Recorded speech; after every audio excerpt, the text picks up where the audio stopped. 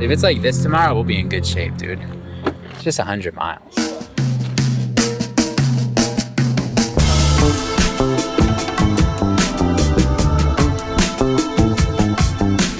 Enjoying it a little, but regretting it a lot.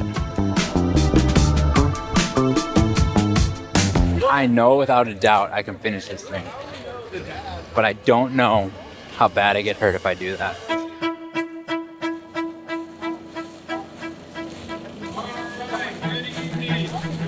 There is your bib, there is your shirt, here's a free cup. A free cup? A free cup. Thank you. And pick up your timing here in the morning. Okay, thank you. All right. What time does it open in the morning? 5 a.m. till race day. Okay, thank you, ma'am.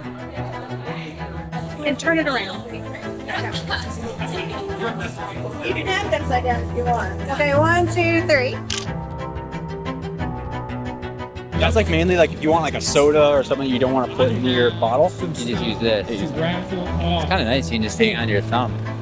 If it's like this tomorrow, we'll be in good shape, dude. It's just 100 miles.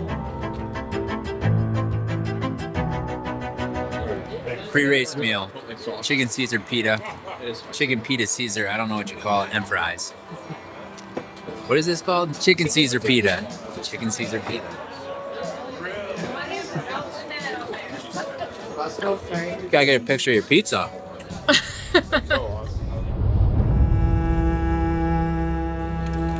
100-mile race that we didn't train for. Given the number 116, we're going upside down all day. It's 911. Very underprepared, but we got crew chief Rob on the job. He's already got his headlamp on. I don't even know where my headlamp is.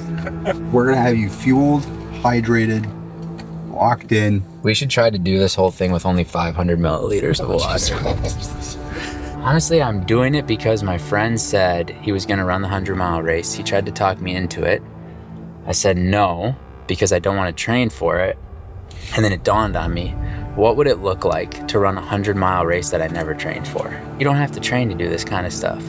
You just have to show up unprepared with a really good crew chief, and you just get it done. And I'll either prove that point, or at the end of it, I'll be sitting there eating humble pie at mile 32. We gotta go to the front and run fast. We should just take off like a cannon.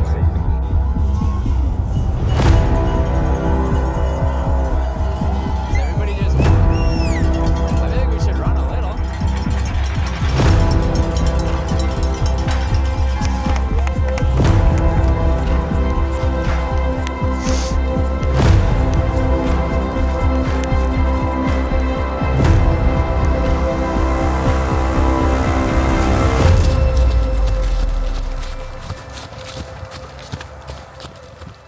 I mean, the first 7 miles were kind of all hunky-dory. We were just trotting along, hitting a really good pace. We were just kind of chit-chatting and hanging out. There was a lot of rocks and a lot of tree roots that we were avoiding, watching a lot of other people trip. About a mile in, we watched a guy literally face plant, slide into the dirt because he hit a rock.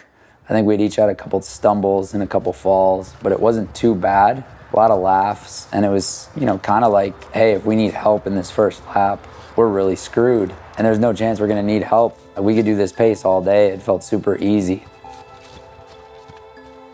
And then around mile 7, I was just being a total klutz, and I stepped on the side of a tree root, rolled my ankle really bad. 10 miles in, tweaked my knee. Good thing is I didn't tie my shoes. Otherwise I would have broke my ankle. All I keep thinking about is how bad of an idea this was. 16 miles in, calf is really an issue now. The pain has moved from the knee to the calf, which is a good sign. But I will tell you right now, running this 100-mile race without training was the worst decision I could have ever made. 90% of the work is just showing up and doing the thing.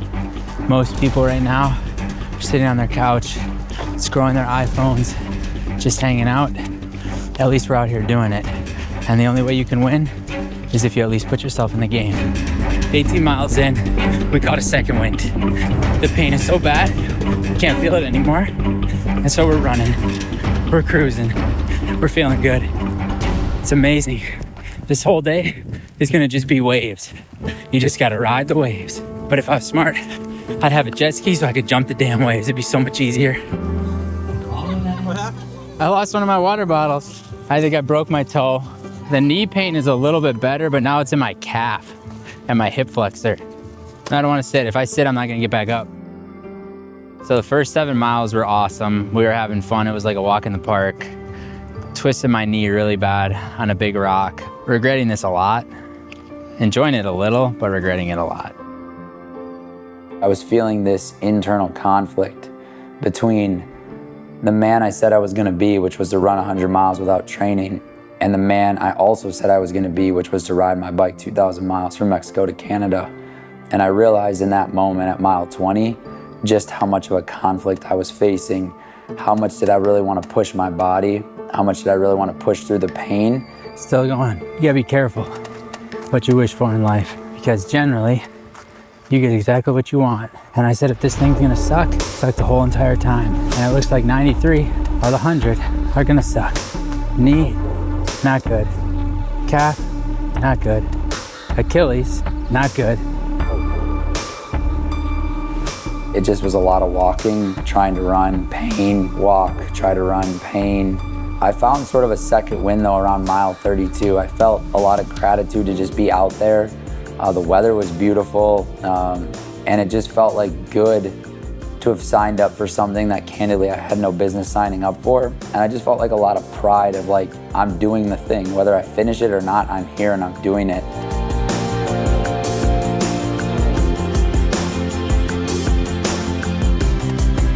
But I also felt like this judgment from Rob, our crew chief, who's also gonna crew chief the bike ride. And I was like, man, I can't let him down. He came all the way out here from Utah to support us. And then I also felt this like inspiration and encouragement from my wife. I think the beautiful thing about relationship is that you push each other to be better versions of yourself than you could be without the other. And she was pushing me to see how far I could go. Asking me if I was looking for an excuse or asking me if I was looking to find a way to keep going. So our guy, Matt, is having some problems with his Achilles. His knee's repaired. His fueling's been prime. It's just, he's torn his one Achilles twice and is feeling similar feelings in the other one.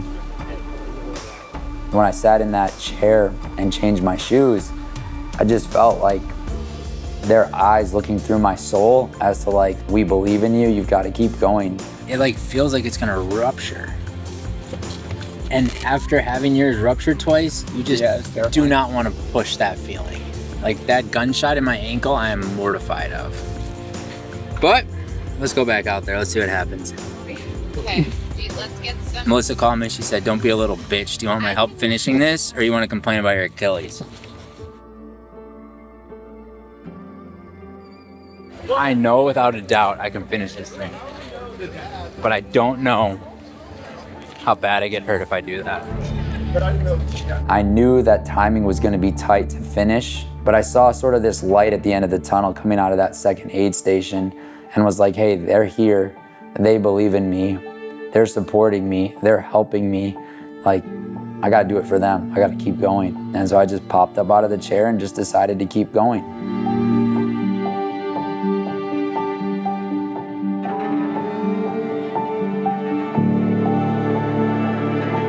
So coming out of that second aid station, I was eating a cheeseburger and I was feeling good. And I was just kind of walking. And then as I kind of came to that first hill point, I started going up the hill sideways. A man came up next to me and he said, hey man, are you okay? I said, yeah, I'll be all right. And he asked what was going on, what was the issue? And I told him what was going on with my Achilles. And I told him the fear I had around re-rupturing it. And he said, well, what's your goal? What are you doing out here? I said, look, my goal was to run 100 miles without training, to prove to anybody that they can do it if they put their mind to it. But ultimately, my goal in this moment is to make sure I don't jeopardize the ride. And he said, well, what's the ride? And I began to tell him about this mission that we have to ride my bike from Mexico to Canada, to raise $1 million for overlooked communities, really provide direct impact to the people inside them. And as he heard that story, he paused and he started telling me his story, that in 2024, he was out on this trail and he was running the race. And he was at mile 60 in the middle of the night on a good pace. And he just stepped on a rock wrong and snapped his ankle. And he looked at me and he said, dude, that ride, that's what the world needs more of. That's a way more powerful journey. What the hell are you doing out here? I sat with the feedback he gave me for about 14 seconds. And at the end of that 14 seconds, I decided to quit. I picked up my phone, called my wife. Rob answered. I'm not gonna fuck with it, dude. It's killing me. We could also. I have another idea. We have you sleep. You get a good night's rest. You wake up early, and then you do one more lap, and you get 100K in. Nah, I don't really care that much. Oh, worth I just trying. want a bike, dude. All I care about is bike. Damn, dude, you're a cyclist through and through now. Well, Coach Joey's gonna be fired up. there's just $270,000. Yeah. It is. It's a very. Yeah. It is. It is a very different op. Okay. I don't want to be like, hey guys, I was being hard-headed. I wanted to finish the fucking run.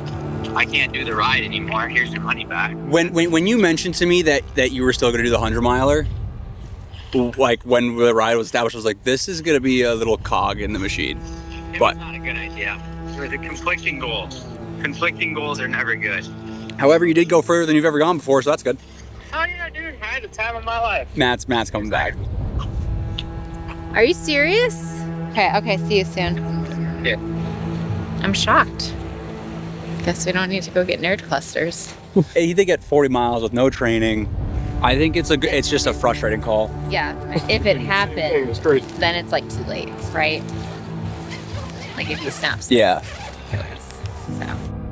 The best part about the moment I quit was I still had to walk again about a half mile to get back to camp. So here I am walking down the road, realizing that I had just failed at the goal that I had set, realizing that I was gonna get the DNF status next to my name on the race results. But on that walk back to camp, I realized that some goals are bigger than others, and some of our goals are nothing more than just a checkpoint or a waypoint on the journey to a bigger mission or a bigger calling. I know I could push myself another 3 laps. I just don't know what happens.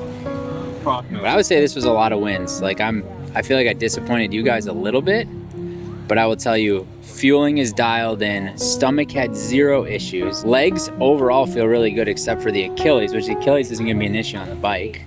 He'll be all right. It's just a blame. It's not any actual injury. But if you exacerbate it and keep on playing with it, is when it gets bad.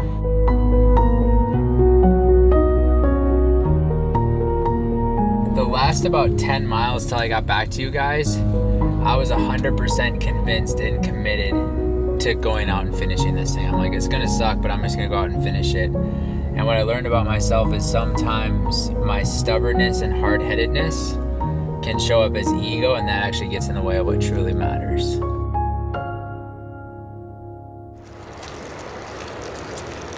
Well, I quit for you too.